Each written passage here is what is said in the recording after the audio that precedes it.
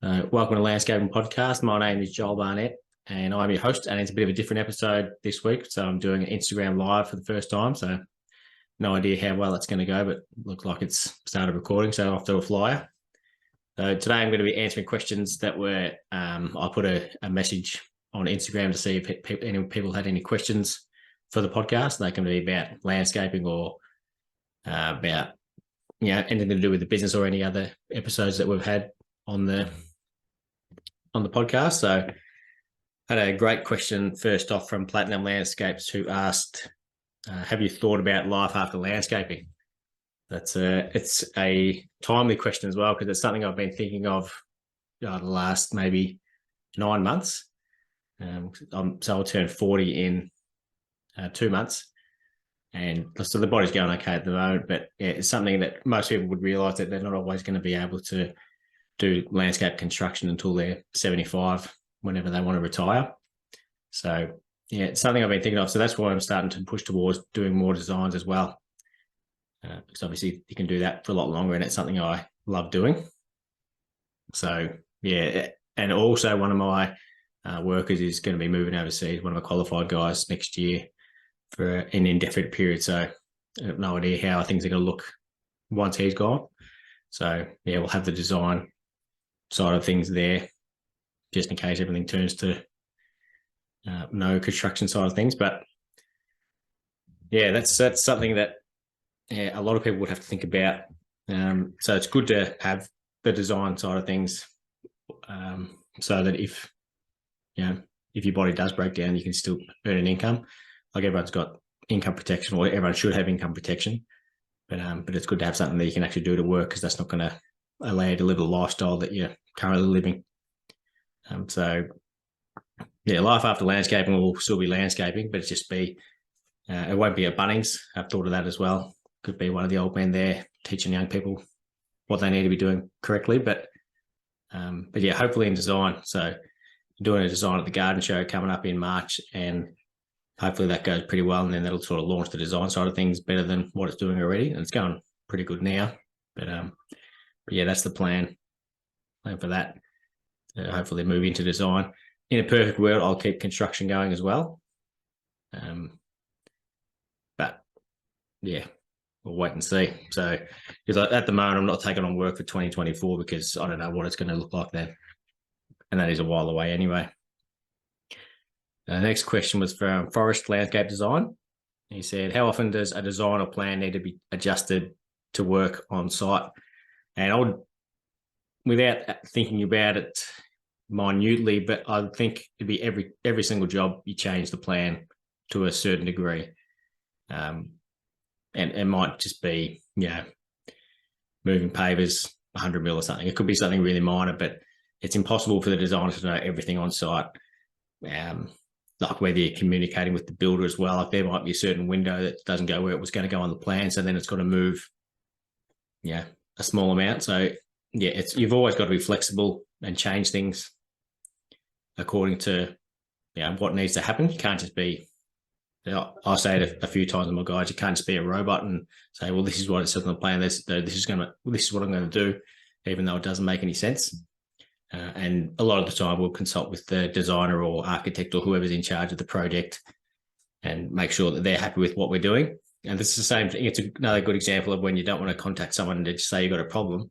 You want to contact them and provide a solution for them as a suggestion.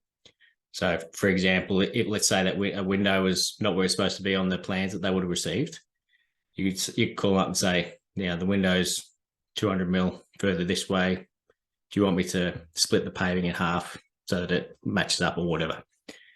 It's obviously a made up example because it doesn't make much sense, but you don't want to just say, I've got a problem, what should I do? You want to say, I've got a problem, do you want to fix it by doing this? So yeah, that's the same what I tell my guys when they call me up with a problem. Don't just call up with a problem, but provide a solution. So yeah, that's something I'll be having to think a lot more about when I do more designs, because if I'm not the one building it, someone else has got to sort of read my mind, or they can't read my mind, so I'll need to put more information in the designs so that they can do that. And then I'm pretty open and flexible to go on site as well. Like I like being on site. So if someone else is building one of my designs, I'll be more than happy to pop out and visit them. But yeah, I would say just about every job, the design changes to suit something on site. And it could be minor, it could be major. I've had a couple of major ones. But yeah, I'd say every job. So if anyone who didn't catch the start, I was just reading out the questions and answers, and if anyone's got any questions, you can type them, and I'll see if I can see it. And then when I finish the next question, I'll answer one of the ones that pop up here. And if I go to another question after it's been typed, I probably didn't see it, so feel free to ask it again.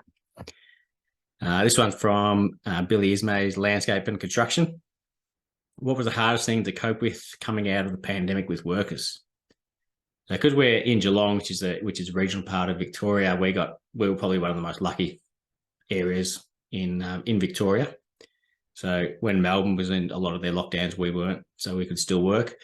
And then even when even when the majority of regional Victoria were locked down, we were able to work because we were working on projects where the client weren't living there. So yeah, couldn't have been more lucky really with being a landscaper in Geelong during that time. And in terms of workers, the only problems we've had is when my guys got COVID, but luckily they went out together and got it at the same time, so it worked out pretty well. Because rather than having one down for a week and then another one down for a week, it was at the same time, so you just get it out the way. I still haven't had it yet, so knock on wood. So yeah, we got extremely lucky. The Melbourne landscape weren't as lucky, so they were locked down a lot more. But I reckon there would have been 8 days that we couldn't work during the whole lot. This question is from Ambition Social. So Inika Clark, what do you love most, and what do you dislike most about being a business owner? So I read these questions beforehand and tried to come up with the answers, and I've struggled to come up with this one. What I dislike. Like I love a lot of things about being a business owner. So there's a certain level of flexibility. Obviously, sometimes you've got to knuckle down and you can't take days off, but yeah, it feels like the longer you're in business and the more you get things under control, then that's when the flexibility comes into being able to work the majority of the hours that you want. So that's been happening a lot at the moment. So I've got 2 really reliable guys who I can trust with my life, basically. So I'm able to, set them up on projects, and I could take weeks off if I needed to. Just got to set them up enough work to go ahead with. So it's good having that now. So because we're sort of starting to go on a couple of holidays with the wife and kids. It's only a day or 2 here and there, but it's good being able to do that, and then you can relax because I know that stuff's getting done properly on site. So that's what I love most about it. And what I dislike most about being a business owner, part of it might also be that sometimes you can't take time off when you want to. But yeah, there's not really a lot I dislike about it.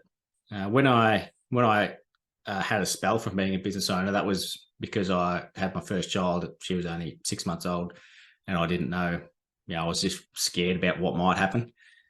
But that was just more about not having work or getting ripped off by a client, just things like that. So that was only early days, 3 years into the business. So that now I'm not concerned about that anymore. So that would have been one thing I didn't like early on. But yeah, that's not a problem anymore. So yeah, if there's something else I think of when I'm answering it, well, I'll see if I'll say what it is, but nothing comes to mind. So I've had a first question on the Instagram live from Dan Foreman. He's also one of the ones who asked one of the inappropriate questions earlier I couldn't answer. And he said, when is the last time you washed your own concrete tools? That is a good question, because that's something I'm not too keen on doing. But one thing I hate doing when you're doing a clean up after concreting is taking off the gumboots and handing them to the person who's doing the washing of all the tools. I don't mind handing them a shovel, screed bar, no problem, but it feels weird taking off your shoes and giving it to someone else to wash, so your gumboots. But yeah, I would have done it maybe within the last 4 pours. It just all depends on how, what everyone's doing at the time. But yeah, try not to. So I don't like getting my hands dirty, so don't want to clean concrete. There's a question here from Mark Ryan from InStyle Paving and Landscaping. What is your biggest takeaway moment that you have installed into your life or work from the podcast? So there's another question relating to that or similar to that later on. So with this question, not so much from my podcast, but from a podcast I listened to really early on was Gary Vaynerchuk, so Gary V. So he's a pretty well-known entrepreneur, bit of a crazy man, but he gets a lot of work done. So something that I learned from him really early on was about having a positive mindset, and that changed my life basically. So it's that's the reason why I don't care about good or positive feedback. I'm very indifferent on things like that. Like if someone says something nice about something I've done, that's awesome. But I don't care just as much as they say something negative. So you can't just ignore the negative comments, but take in all the praise. So you've got to, you've got to basically be happy with yourself with what you're doing. So if you're doing work, if you're happy with it, that's good. So it doesn't matter so much about what other people think. And that sounds a bit rough, especially when you're working for clients, but that is just the way it is. And that's how, I live a pretty happy life, and I'm not too bothered by many things. Well, that's how I see myself anyway. So yeah, and that's my the garden at the garden show. The idea behind that, like the message behind that, is going to be about having a positive mindset and how there's negative things in life and bad things happen, but if you focus on the positive things, you'll be a much happier person and live a better life. So yeah, it's interesting when you start to think, when you have that mindset and you watch things like the news and even just picking up other people's conversations, you'll notice how often people really target negative things. It's the same with reviews. So people say to get a bad review, you need to do one thing wrong. To get a good review, you need to do 10 things right. So it's the same thing as that. So, and same with like clickbaiting. No one likes to have a nice article to read, so they just make an extreme headline about negativity and people will click on it. So once you switch that around, that's a much happier place to be. I got one from Taylor ED Landscapes. Best advice. So he's been landscaping 12 years before. Best advice business-wise. So you're probably in a pretty similar position to what I'm in now. So yeah, listening to the podcast is good because it's perfect for someone who is starting out in business, because you're listening to all the people who have got a lot of experience saying what they did right and did wrong, and how they run their business now. And it's good to try and work towards something as well. So the episode that's coming out tomorrow is with Matt Harding from Outdoor Oasis Landscapes, and that was a pretty good one. And he's only been going 3 years, but he's got goals. Like, he's not writing them down, but he's got a really obvious path that he wants to take, like working on high-end projects, and he wants to work around pools a lot and end up building pools. So, and it's something I did in the second part of having the landscaping business as well. I decided I didn't want to just take on any old work. I wanted to work on specific projects, and on the high-end projects work for designers. So I set about a pathway to be able to do that. So yeah, that was a stark difference from the first time I had the business to this time, whereas I actually had a vision and goals to work towards. So you just need to work out what you want to do, like where do you want to be in 5 or 10 years, what projects do you like working on. If there's projects that you're doing at the moment you don't really want to do more of, you don't want to put them on your Instagram page, because if people see that, then they'll ask you to do that. So you just want to really push the projects that you want to do more of. So, and that's where you see some people who only put finished projects on their landscaping page. That's when they're usually trying to push more towards those projects. So Steve Taylor from Cos Design, he only puts, I think, 5% of the work that he actually designs on his page. So he's really particular on the type of work that he wants to do more of, and his reputation. So yeah, he's a good example of that as well. So you want to promote what you want to do more of, basically. But it's the most important thing, I reckon, is to have a goal, something you want to work towards. So you're not just taking on any job and working for the sake of working. If you've been doing it 12 years, hopefully you enjoy it. So you want to do it so that you have something to work towards, and then set about a plan on how to do that. And if you don't know how to go about doing it, then ask someone. Like everyone in the industry is more than helpful. So I can just reach out to someone and you'll be surprised how helpful they'll be. This one's from Mitch Kasturian from Exotic Living Sydney. What's the biggest risk you've taken with your business? And it took me a while to think of what this answer would be, but I would say it was working on the block. I didn't realise it as much at the time, but watching the landscaping week this week made me realise how lucky we were, because the way that the engineers change things that you have to do on there, and it chews up all the budget, and you never know how the editing is going to go for you. You don't know what sort of clients you're going to get. We got really lucky. The two companies, the two couples that we've worked for, were awesome people. Like, could not have got better. So, whereas the previous 2 years when we've been asked to go on, the couple that we were going to work for 2 years ago would have been a nightmare. The ones this year would have been okay, but it's just really hard, and you don't make a single dollar on there. You lose money being on there. So it's all about the reputation you get afterwards, and it doesn't, like, there'd be people on it, landscaping companies who have been on it that no one's got any idea who they are. So, and they've paid money basically to be on there in terms of donating labour and that sort of thing. So certainly wouldn't do it again. And like this year, they had low budgets, and then the engineer was changing was making them do ridiculous footings. So, for example, there was a pool fence I saw, like a glass pool fence, and it had to be, the footing was 800 mil deep and 500 mil wide for just for a pool fence footing. Like, obviously, if that's in fill, it makes sense. So they would dig it down to clay, but you can't. They wouldn't have allowed for that on the plan and the quote. And then apparently the concrete allowance ran out before landscaping week that started, so there was no money. So they basically had to pay for that. So it's just, you're just really rolling the dice on what it's going to be like going on there. So that was definitely the biggest risk, but luckily it paid off for us. So we met great people on there. Like and we could have been the second time around there, we could have been made to look like an idiot, because we were having a conversation with Keith about, because we didn't have bar chairs in our concrete because we were just going to pull it up. So it could have been a lot worse for us, but they didn't put that bit to air, I was pretty happy with that because we would look like an idiot. But in saying that, there was also there was a pool fence that went in, and the foreman, Dan, was telling us that it was wrong, and I was disagreeing with him quite strongly. And then he went away and came back and he said, "I know you're right." So, but that didn't go to air either, funnily enough. So I was happy for that not to go to air, considering they didn't put the air to air the bit where we look like an idiot. So it all worked out right. But I'd say that's definitely the biggest risk. I don't take a lot of risks, so nothing too dangerous anyway in terms of business.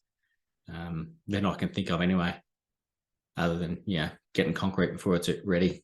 But before we're ready. But I just like the adrenaline in doing that. I've got a couple more questions. So from Markeen and Media, what percentage of your business comes out of your social media? I'd say, I'm just trying to think. There's not a lot of jobs. In terms of direct inquiries through social media, we don't get a lot. So, because a lot of the work I do is direct from designers and builders. So there's none that I can think of off the top of my head. It might only be one or two projects a year that we would do where the inquiries come from social media. So basically nothing, but it's part of your overall branding. So even though there's none coming directly from that, and you might get the inquiry direct from the designer, the client who the designer is working for could already know about you, or they get to see you because of your social media. So it's not directly from that, but it's part of the overall branding, and that's why it's pretty important, because it's no longer like people probably still do go to the website, but it's not a lot like that anymore, because everyone mostly go to your Instagram or Facebook. So that's why it's good to think about your page as something that is a business card, basically, to potential clients. So it's also good to get yourself on there. So you don't need to get on there and carry on like an idiot. You just not sort of need to be on there so that they can see you, and you can just talk about a garden that you're doing, or just something pretty basic. But it makes a massive difference when someone's picking landscaper A, landscaper B, and even just knowing what the person looks like and knowing that they don't look like a maniac makes a difference. Because excuse me, because the perception of most tradesmen is not a positive one to start off with. So it can be a bit intimidating for some people to choose a landscaper. So if you just get out there and show your face, unless you look like a maniac, then don't show your face then. But it's good to get on there so people get to know who you are and what you like. This one is from Anagal 5857. How to look for more work for new business? Probably, that's a good question. I wouldn't know how I would start, how I'd try and get work if I started a business again. Certainly, you want to build up your Instagram or social media profile for that exact reason what I was just talking about. I suppose getting to know other people in the same industry in the area. So that might be joining a landscaping association, or it's a bit hard to do in more localized areas like Geelong or a certain area outside of the big capital cities. But because that would be important, because then once you get to know people, then if they've got work, for example, I'm knocking back work all the time. So if anyone needs work in Geelong, feel free to hit me up. So it's good to know people in the industry in the local area. So if they've got too much work, they can send it your way, and that can get you by. And then, if in 5 years' time you're busy all of a sudden and they're struggling, then you can send it back their way, for example. It's probably good to reach out to people because you can't really join an association of local people. So it's good to message people on Instagram or whatever, and let them know you're in the area, you're doing business in the area, and if they've got any work to send it your way. Master Sybil has said cons and pros of building pools. So I was looking at building pools. That was something I've been looking at, was a long-term goal. And this winter has I've put that goal fair and square in the bin and taken that bin to the tip, and that will not be happening, because I just cannot imagine how. It's just such a hard year for landscaping, and building pools is even worse, because especially concrete pools, because you're digging the hole and then you put the steel in, and then you get torrential rain that washes all the sides of the hole in. Then you've got to take the steel out, dig out the soil, put the steel back in.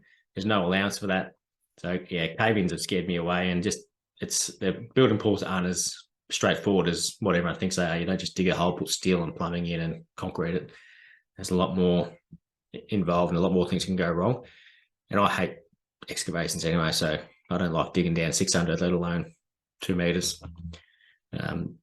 It's easy in terms of you're not doing the work, you're subcontracting it, but that can also be hard as well, because you need to have good, reliable subcontractors who are doing it. I find it hard to schedule projects, because I don't know how long I'm taking to do things, and I don't know where I'll be on particular days. So imagine how hard it is trying to work out, 4 different types of trades to build the pool. Yeah. So the pros would be the percentage of profit. So I went to a seminar ages ago and was talking to a landscaper who was now building pools, and these numbers are pretty common with a couple of people who are doing the same thing. But it's not uncommon for landscapers to make a 10% profit on a project, whereas pools is closer to 30% profit. So, and you're doing a lot less. Like, you could be landscaping for 2 months or 3 months and you make a 10% profit, whereas you could do a pool in 10 weeks from start to finish, including a lot of time when you're not there. So there's a lot more profit in pools. But yeah, that's probably it. That'd be the main con, really. The main pro, sorry. And Steve Nayland said, I hear a lot of people on the podcast mention their age and getting off the tools. Thoughts on personal longevity, or reckon it's a young person's game in a way? I think that's it's relative. Like like my mum posted a Facebook post the other day. There was a meme that said, I thought it was going to take. I didn't think it was going to take as long to get old, because basically, like if you imagine yourself when you were, let's say you were 18, and you thought and saw someone who was 25, you think they're super old, and it's 7 years difference.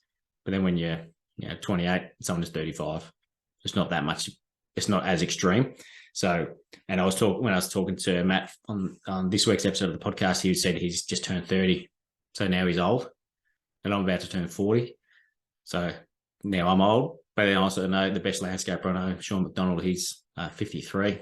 So, and he's still doing construction. So it all depends on how you look after yourself. So there'd be people who are in their 20s whose bodies are starting to break down. So it is preferential if you're younger, but it's not really anything to do with age. It's more about how your body is. So it's your body age and how fit and strong you are, and not necessarily strong but smart. So if you're rather than doing everything, making it as laborious as you can, use machines. The older you get, you can use machines, or do it as soon as possible so that you don't damage your body. So when I was landscaping by myself, I ended up having to have I had a bit of acupuncture because of a bulge disc in my back. So then, once I came back from that, work a bit smarter, and haven't had any issues since then. And I'm just starting to do a bit of exercising and movement, trying to do it each day, just so that rather than waiting for something to happen, you try and be proactive about it. So build up the strength around my knees. Like I started doing a personal training program, and one of the things was doing push-ups. So I thought, I'll just drop down and do the 12 push-ups. And it turns out I couldn't do one, so I had to do them on my knees.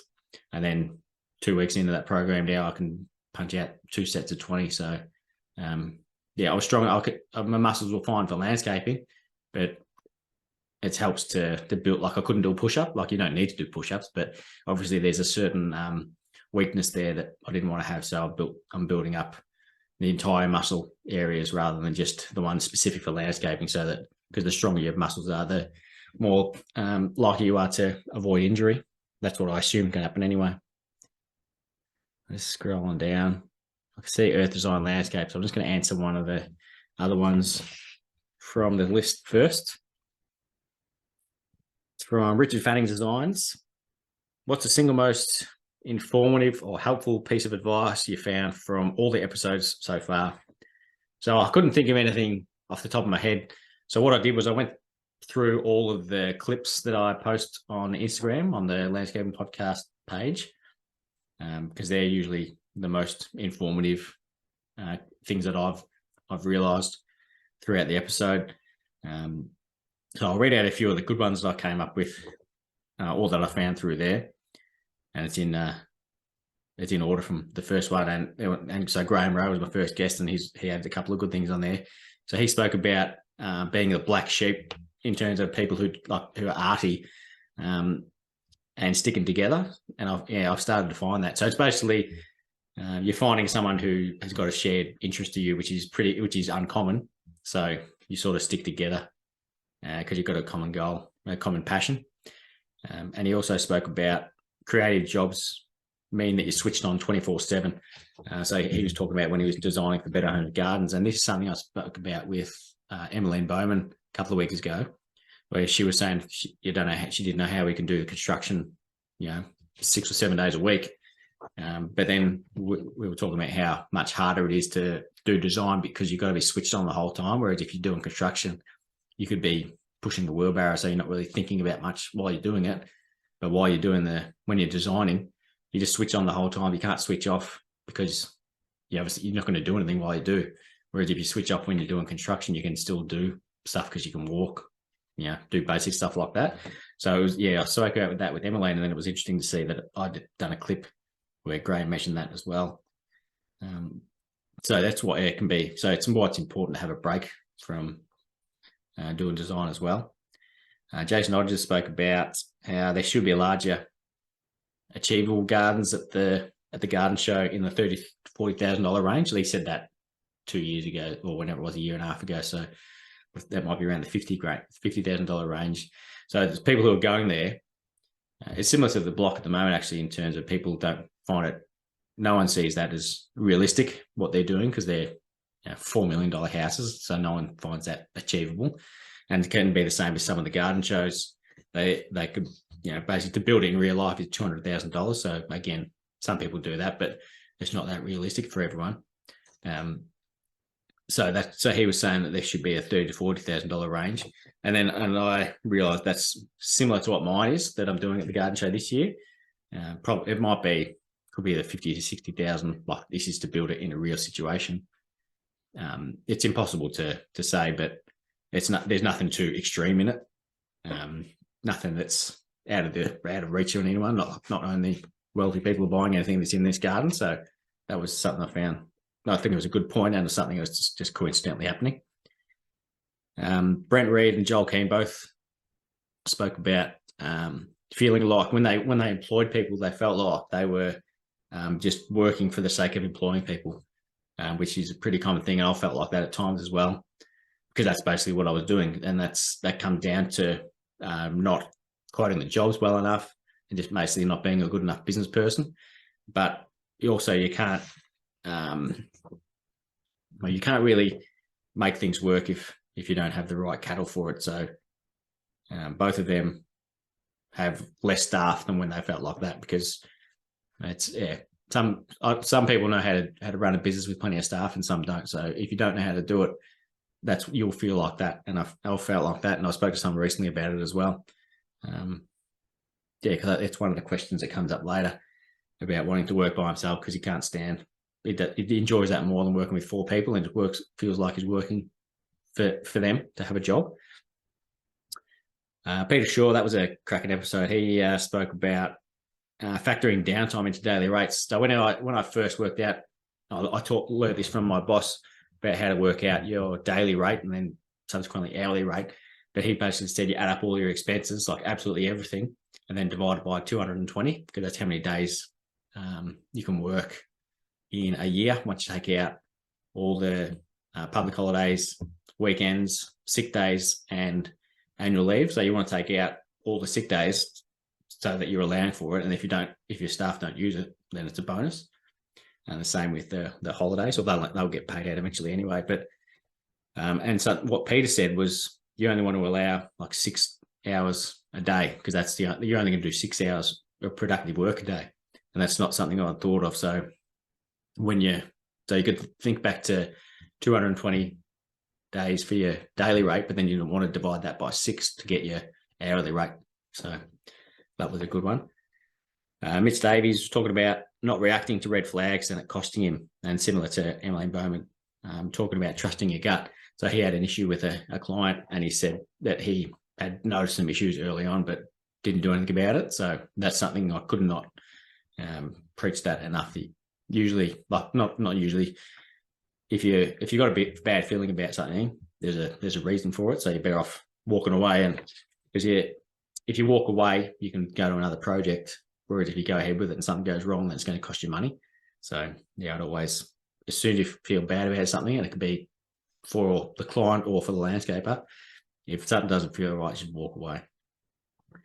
Meg Geary spoke about giving the garden a sense of place and designing it for the space it's in. I love that as well. Like it makes sense when you say it out loud, but some people don't do it. So that's something I'm wanting to do more. I think more about when I do my designs going forward. So she gave an example of how a client of hers wanted a Paul Bangay garden, but it didn't suit their house at all. So she designed a garden that suits a house. And then, like I said to her, they wouldn't have even realised it, but they might be happy with that, because they're not the designer, so they don't know what's the best thing to do.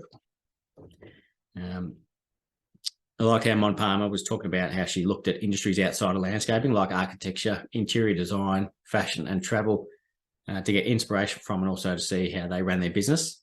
So that was an interesting one I hadn't thought of.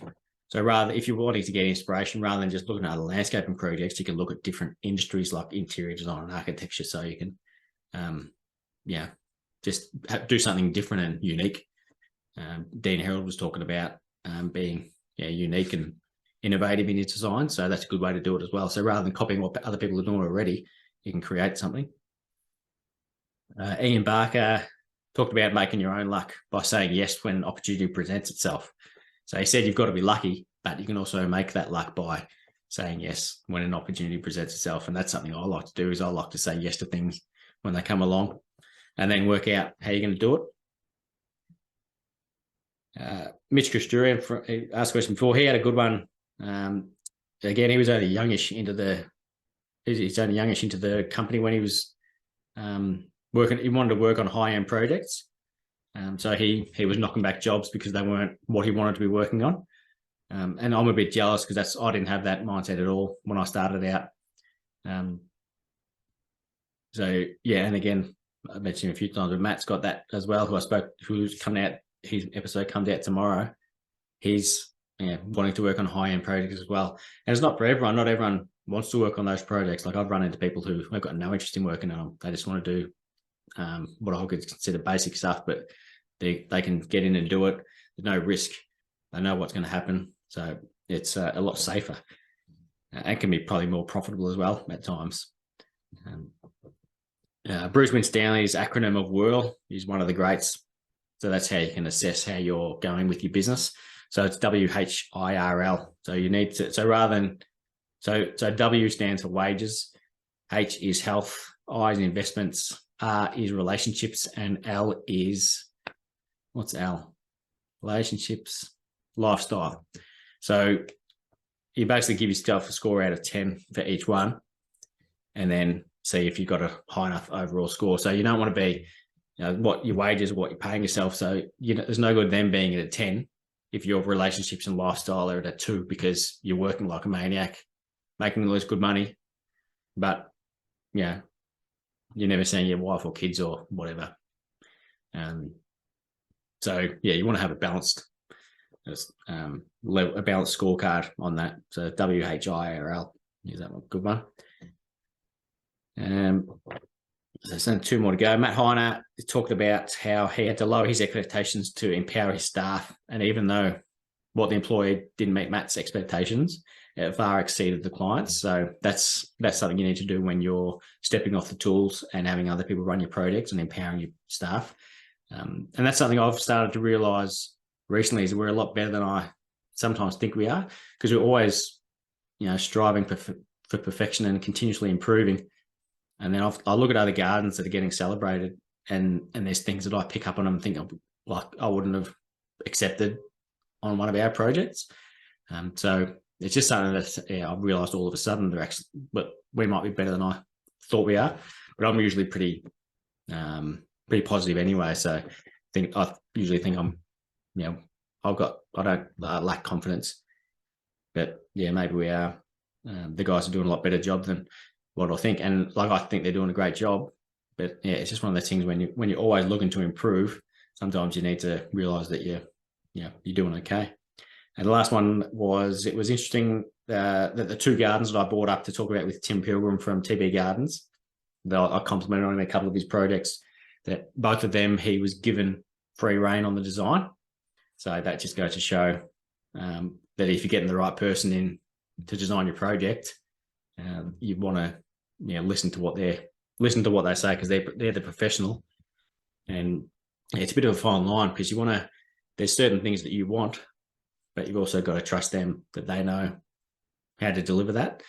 So that was just a coincidence that those 2 projects that looked amazing, he's basically designed, and that's what the garden show is going to be like as well, or it's what it is like. So the designers don't necessarily have any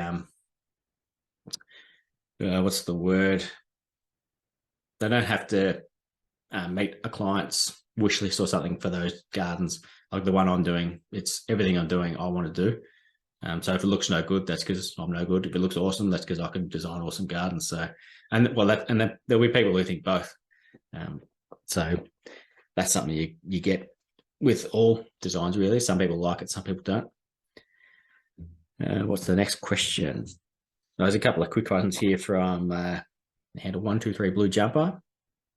She was near a Bow and Edge project that we worked on.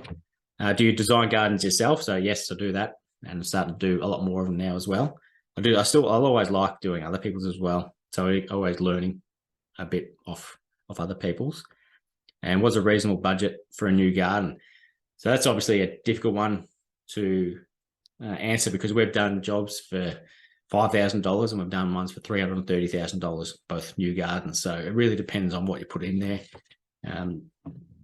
So it is. Yeah, there used to be a summary, a maths equation on how you'd work out, or how you could do a sort of nice job. So not bare bones cheap, but a nice one. That was spending 12% of what it costs to build the house.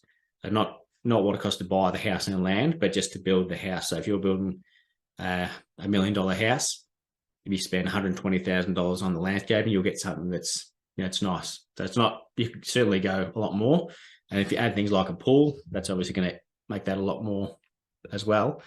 But yeah, 12% of the house build is usually a good ballpark figure to start with. So spend, I think a lot of sort of the lower end of the houses might be around 350,000. I should have gone with a round number. So let's say 400,000. So you want to spend 48 grand on your land. If you spend 48,000, you'll have something that's nice for that. And then does that include fences, driveways? I don't know, but that's sort of a ballpark, because it's impossible to say how long a piece of string is. So I'll go to this one from Earth Design Landscapes. What's your overall favorite component of a landscaping project in terms of satisfaction and profit? What's your overall favorite component of a project? I don't know. I'd say the things I like about an overall project is the overall project. So there's not when it all works, because I don't want to do a project and think, this paving looks awesome, but the overall project looks rubbish. And I don't know if I'm answering the question correctly, but yeah, there's a job that I design in that we did in Torquay, which I love going back to. I've got the issues with an automatic gate, so I'm going back more often than I should be, but it's good because then I get to see how good it's looking, and then I fix the gate. So all's well that ends well. But yeah, then there's things, and it's also good to do that, to see what plants don't work. And so then there's things I put on there that I won't do again. Some plants too close together. So yeah, there's things. It's good to go back to designs when you're in the early days to learn that kind of stuff. And and in terms of profit, any profit is good profit. Like I've lost, I think the most I've lost on a job is 12 grand. But then the most I've made is 100 on a project. So yeah, swings and roundabouts. Unfortunately, I spend a lot of it. So it's when I do the maths, it all works out. You made $100,000 profit, but then when I look at the bank account, it's not there. So maybe I'm not adding some numbers up correctly or carrying a zero. But yeah, it's good to make a profit. Like in the early days when it was just myself and one other guy, if we did well, I'd give him a bonus as well. But then the more people that get on, the less profit seem to make. So haven't been able to do that. But let's see. Been rambling on a bit. Let's see if there's more questions. And I appreciate everyone asking the questions as well, like both live and also in the message box, because I didn't know if I was going to get any questions at all, and there's a heap that came through, and I love answering and helping out people as well. Like a couple of them I was answering directly. Okay, so this one is from Trent Cornish. So he works for IMG. So they're the people who are running the garden show, or who are doing all the organisation for it. So he said, tell us about your MIFGS garden. So as I touched on just briefly before, it's about mindset. So I don't know if it's going to be called focus or mindset yet. So if it's about focus, it's basically about, like I said, focusing on the positive things in life, because there's a lot more positive things in life than negative. And you'll be a happier person if you pay attention to those things more as well. So the garden, let's say Well, there's going to be like 10% of the garden. I don't know if that's a small amount of the garden is going to be all purple foliage plants and all like a dark corner. So that'll be around the back. So that's that's the negative part of life, basically. So like the rest of the garden is going to be awesome. It's going to be beautiful to enjoy. You will love being in it. So that's all the positive things in life. And then around the corner to show that, to signify that the negative stuff does exist. But if you focus on the good stuff, you'll see more good stuff. So it's a bit airy-fairy, but it's something I strongly believe in. So, there's a sculpture I got for the dark side, which I feel bad about because it's going to be around the back, so it's not as visible for the rest, but it's still going to look pretty cool. And that section the dark section, even though I think it's like 2 by 3 meters, and the overall garden might be 13 by 10. And that dark section will photograph really well. So I just have to try and work out how to send a lot of people around there. Yeah, so it's all going pretty well. I was working on the plants last night, so they're all done. So there was like 1,307 plants of 38 different species, and then this morning I had another species, so 39. There'll probably be more I change as well.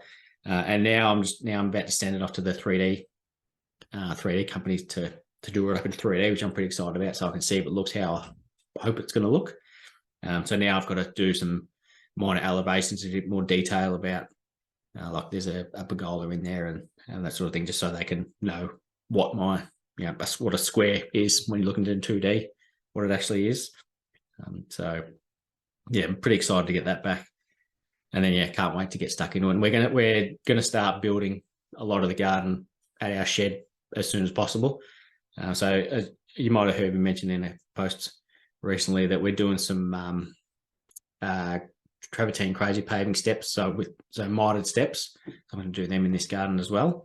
So that's certainly not something I want to be doing in the 9 days you've got to build on site. So I'll be making them, and then we'll build them on a pallet. So then we'll load them up, take them up to Melbourne, fork them off, put them onto the site, and then they're done and ready to go. And then there's some minor adjustments because we've got to cover up where the forks go and that sort of thing. But yeah, that's something I've learnt from past failures at the garden show, is you want to do as much as you possibly can beforehand, and then you can get there on the Sunday and get your hessian out. So I'll be doing that on the Sunday, marking everything out, marking where everything's going, and just doing as much as you could possibly do before the actual start time, because I'd rather finish early than late. Okay. I got one from, this is another one, actually, James Gardens, who I wasn't going to read out, but he said, do you make more money from landscaping or your OnlyFans? So I've seen actually people do podcasts on Patreon, and there's other people who might be on OnlyFans who do Patreon as well. But not on the OnlyFans just yet. Maybe when the summer body comes out. Andy came and saw, asked, he's interested on water features, on how water features are made. And what are the best pump systems to use? What are the best pump systems to use? So I don't do a lot of water features. There was 2 we did back in the day, which is like a reservoir at the bottom, and then like a stone wall, like a stacked stone kind of wall with water running down the face of it. Did 2 jobs like that a couple of years apart. Both of them cost, I think, $4.5 grand maybe. So probably a bit cheap for it anyway, but it was a while ago. And both of them had issues with water leaking. So I was getting in behind the stone and then behind the waterproofing and then out the back of the wall that I built. So that wasn't ideal. So I ended up trying to fix it for weeks, couldn't fix it. And so I ended up giving those clients their money back. So the full amount that they paid, and then said I'd never do those again.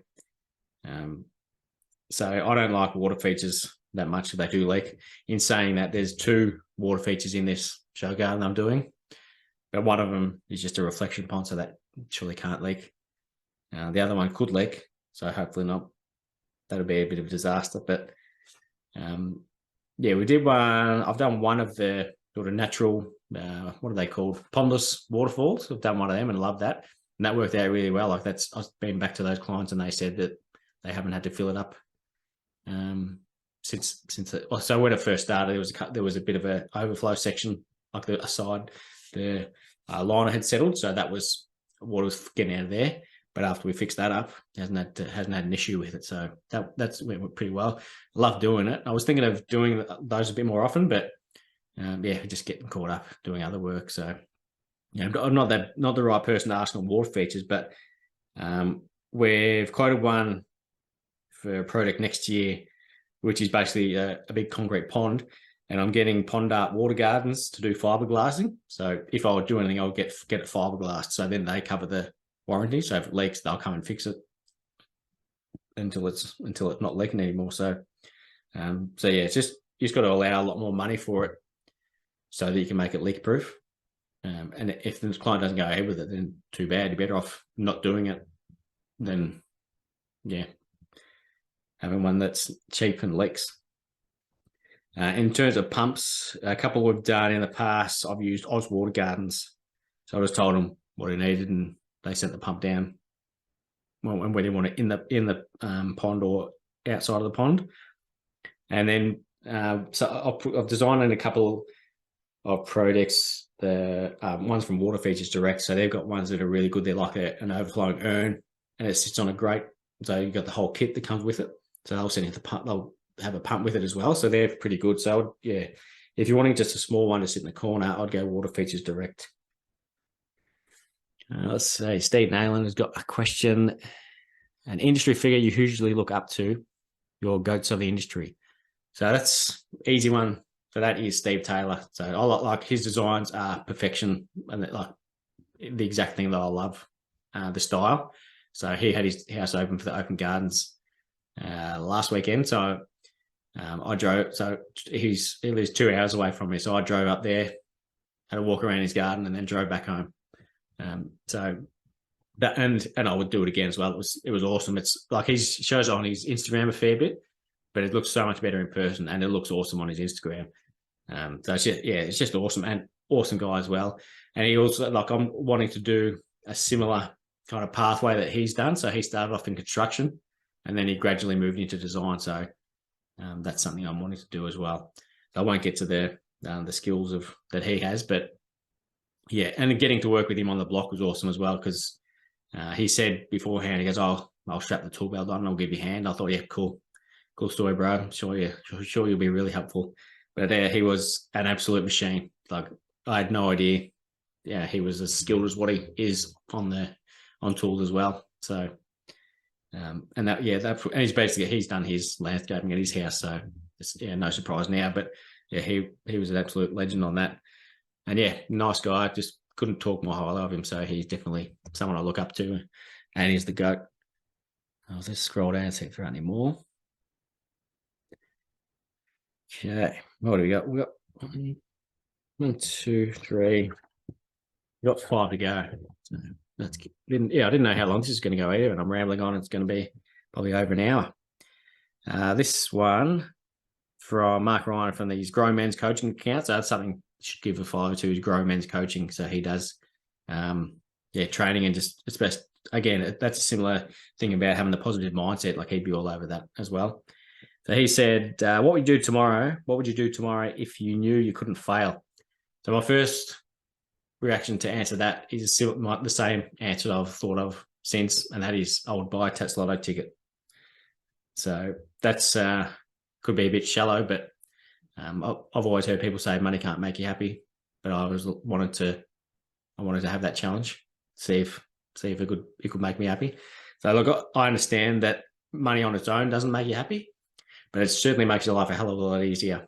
And you get to do a lot more of the things you want. So that would definitely be what I would do if I couldn't fail. So I could, like my kids obviously are my oxygen. Like if I didn't have them, I couldn't care less about money. But it'd be good to be able to do more things and provide more things. And I know it probably wouldn't, if your parents are rich, you're probably not going to turn out as well rounded as someone whose parents aren't. But it's but basically a lot of people work so that they can have money. So if you could have more money, then you could just work as a hobby. So that is what I would do. I couldn't think of any other more politically correct kind of answer. So if I could do something without failing, it would be buy a Tats Lotto ticket. I don't buy many, so probably not going to win. So that's why I've got to work. And he asked another question from his InStyle Paving and Landscaping account. What's one question in hindsight you wish you had asked, and to who, for the podcast? So I couldn't think of any. There's none. And even now, there's nothing I can think of that I haven't asked. There was like nothing of any note either. Like I didn't ask Emmeline Bowman about her open garden that she had in Kyneton, which was on this weekend. But yeah, there's nothing. Like there's questions when I'm doing the interview. There's questions that I can't think of, but nothing that I've regretted afterwards. So yeah, sorry I don't have a better answer for that one. This was an anonymous one. What's the most profitable way to run a single man landscaping business contractor? I've been enjoying it a lot more solo. So this is a fellow I was talking about earlier who is, I think he said he has got 3 guys or 4 guys on, and he wanted to do things solo. So it's, yeah, the way when I was operating, the most profitable is working solo because there's because whenever if you've got 2 people, they don't work twice as fast as one. So the more people that are working, the less the efficiency goes lower. That's why I see people only work with crews of 2 or 3, and 4 is too many. And it's just doesn't matter that everyone is good people and work hard. It's just for some reason, the more people you have on, the lower the efficiency goes. So if you only have one person, you're working at 100% efficiency all the time. And saying that, it's not good for the body. Like that, like I said, that's when I had to get the acupuncture for a bulge disc. But if you can work smarter, then, which I have never done, I've never worked smart. So if you can do that, then there's no reason you can't work by yourself and just chuck your headphones on and listen to podcasts or whatever. Like I love doing it as well, even now. So I'll set the 2 or 3 guys up on one job and then I'll go to another one. So you can still do that with a crew of 4. You can have them set up on another job and run 2 different jobs at the same time. The most profitable way is doing it smart, basically. So use machines as often as possible, and you could subcontract it out as well. So because some clients might not be too keen on getting someone who works by themselves because the project's going to take too long. So that's when you could get someone. You could just subcontract in certain things. You could get an excavator in to do that work. Concreters in, come and do your underpaving. Then you could do the paving and then the plants as well. So yeah, it depends on your skills and what you enjoy doing. We got 2 to go, I think. Now, what do you do when people ask for an hourly rate? This one is from the local Green Bean, Bryce Hillig. What do you do when people ask for an hourly rate and you don't want to say a price that turns them off from the get-go? So it's a lot easier to answer this question when you get to a certain point in your business. So when you've got a good reputation behind you and a lot of work booked in. So basically, you've got to have confidence in your price. So if you're charging something, you need to be happy that you're worth that. Because then if you're talking to someone, they can tell if you're not sure about something. Like if they ask you, what do you charge per hour? And you say, $36 an hour. Then they're going to their ears are going to prick up, think, what the hell is this guy talking about? Whereas if you say we're $50 an hour for the first 4 hours, and then we're such and such for later on, like just have confidence in the way you're talking and delivering it, and it'll go a lot better for you. And don't discount your price either, because you know what you need to be paid, so you can pay for all your materials and expenses and insurance and your shed and replacing machines and tools. Whereas most people, like people who are employing you, don't know what it's like to run a gardening or landscaping business. So yeah, you're the expert that they're getting you in there. So yeah, just have confidence in what you're talking to them about, and don't discount. Because I've put quotes in and people have said, we want to go ahead with you, but could you take off a certain a couple of $1,000 off it? And I say no every single time, and they say, we'll sign up with you still every single time. So it's just something people do just to try and make a bit of money. If they don't, then too bad. See you later. There's no point paying to do people's landscaping. And the final question is from Around the Garden. And it's I didn't even mean this, but it worked out at a good time, because I've asked this a couple of times in my podcast at the end. But rather than having a favourite plant, what's your most hated plant? So that would be, my first reaction is yucca elephantypes. They are a horrible plant. I planted one in my, how long have I been going? 18 years of landscaping. And that was because the client said she wouldn't pay me if I didn't put it in. So, and yeah, it was in Geelong West. I haven't been past that house, and I never will, because it's probably taken over the house and lives inside it now. They're just horrible looking plant. They'll poke you in the eye. They're really hard to get out of the ground, and they don't even look any good. So there's just nothing positive about them other than they're green, and they grow easily. But I don't think that's a good thing. And another one, we used to have a cordyline red fountain at the back of our door. I reckon they look awesome. I love them. But then every summer when it flowers and you open up the door, it smells like urine. There's just a waft of urine coming through the house from the flower. So they're not a very pleasant flower. I'd much rather a frangipani. So yeah, that'd be my least favourite plant. And I've mentioned a couple of times my favourite is a frangipani. Can't think of any other least favourite plants. So I'm starting to love plants even more and more. So that's why I like working for other designers, because that's a good way to open yourself up to new plants, and going to things like the open gardens is a good way for that as well. But yeah, that's the end of all the questions. But yeah, thanks so much to everyone who, like I said, provided them in the message box, and also typed them here as we've been going this evening. I had no idea it was going to go for that long, but yeah, hopefully you enjoyed it, and hopefully the live has worked as well. Josh Hume has, and recorded. So, and thanks everyone for listening, and we'll see you next week.